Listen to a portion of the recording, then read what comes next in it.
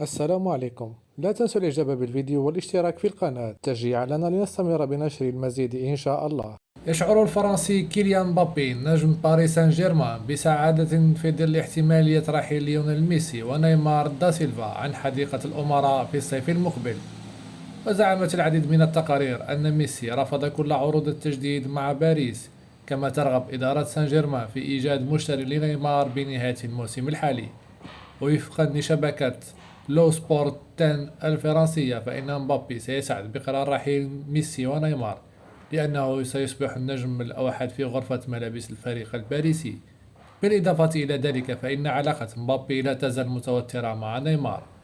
وأشارت الشبكة الفرنسية إلى مبابي سيصبح القائد في حالة رحيل ثنائي، ما سيعزز موقفه داخل غرف الملابس بقوة، ويجعل الجميع يستمع إلى تعليماته فقط.